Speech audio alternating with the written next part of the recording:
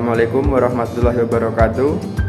Perkenalkan, kami dari SD Negeri Baciro beranggotakan saya sendiri, Kurniawan, yang selanjutnya yaitu Fitri, yang selanjutnya Akila, selanjutnya Marlia, dan yang terakhir Hamdia. Kami di sini akan mempresentasikan hasil pameran selama kami PPL 1 di SD Negeri Baciro. Berikut presentasi kami. Yang pertama, panduan observasi. Aspek yang akan diobservasi mengenai perkembangan fisik, perkembangan motorik, perkembangan kognitif, perkembangan bahasa, perkembangan sosial emosional, perkembangan moral, etnik dan kultural, status sosial, minat, serta motivasi.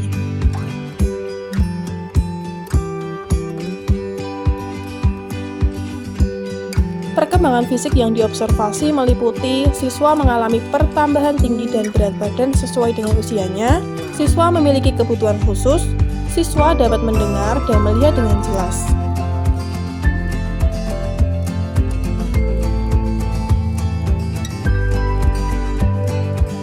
Pada observasi perkembangan motorik ini dibagi menjadi dua bagian, yaitu perkembangan motorik halus yang meliputi menulis, menggunting, dan melipat, serta perkembangan motorik kasar yang meliputi berlari, meloncat, dan melempar.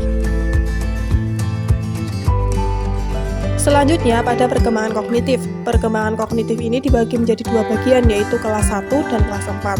Untuk perkembangan kognitif kelas 1 ini masih meliputi hal-hal yang dasar.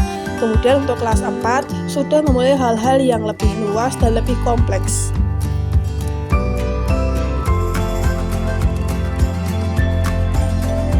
Selanjutnya yaitu perkembangan bahasa.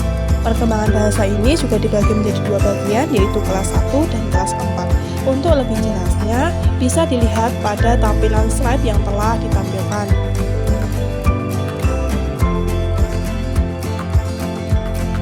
Selanjutnya yaitu perkembangan sosial emosional. Perkembangan sosial emosional ini meliputi hal yang berkaitan tentang interaksi siswa ataupun perasaan siswa ketika berada di kelas ataupun di sekolahan.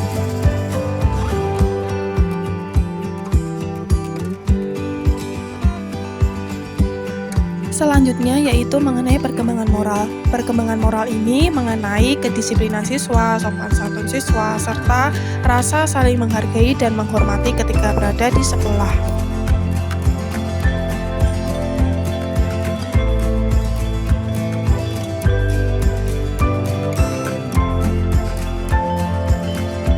Kemudian, etnik dan kultural.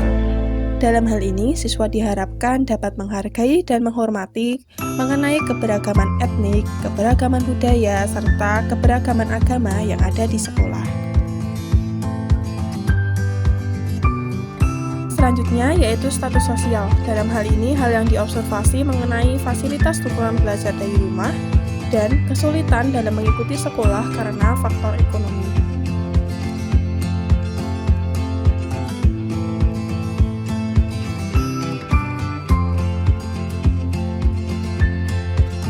Kemudian mengenai minat.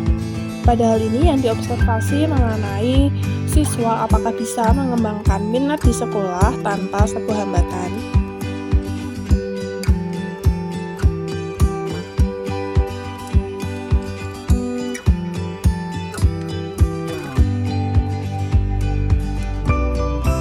Dan yang terakhir yaitu motivasi. Dalam bagian ini yang diobservasi mengenai kesungguhan siswa dalam mengikuti pembelajaran, perhatian dan dukungan belajar dari orang tua, serta perhatian dan dukungan belajar dari guru.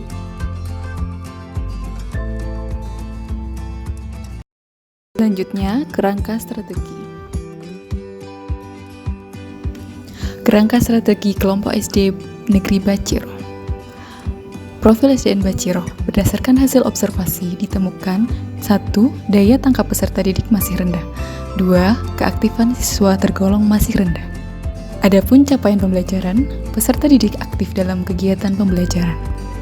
Adapun strategi yang digunakan menggunakan teori konstruktivisme. Teori ini mengedepankan kegiatan mencipta serta membangun dari sesuatu yang telah dipelajari. Kegiatan membangun bisa memacu peserta didik untuk selalu aktif sehingga kecerdasannya akan meningkat. Model pembelajaran yang digunakan adalah discovery learning. Discovery Learning merupakan pembelajaran yang mendorong siswa untuk menyelidiki sendiri, menemukan dan membangun pengalaman dan pengetahuan masa lalu, menggunakan intuisi, imajinasi, dan kreativitas, dan mencari informasi baru untuk menemukan fakta, korelasi, dan kebenaran baru. Adapun sintaks yang digunakan: 1. Pemberian rangsang atau stimulation, 2. Pernyataan atau identifikasi masalah, yang ketiga pengumpulan data, yang keempat pengolahan data, yang kelima pembuktian atau verification, dan terakhir menarik kesimpulan atau generalisasi.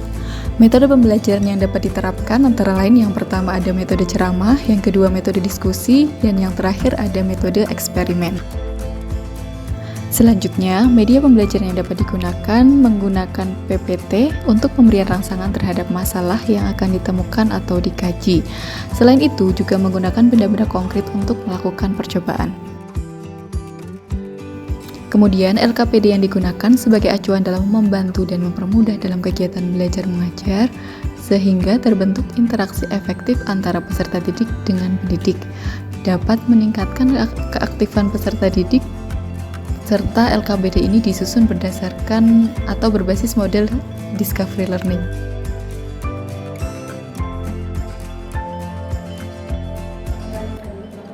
Terima kasih atas perhatiannya. Demikian presentasi dari kelompok kami, semoga dapat memberi manfaat bagi kalian semua yang mendengarkan dan juga memperhatikan.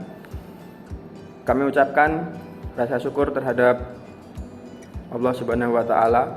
Terima kasih atas perhatiannya. Wassalamualaikum warahmatullahi wabarakatuh.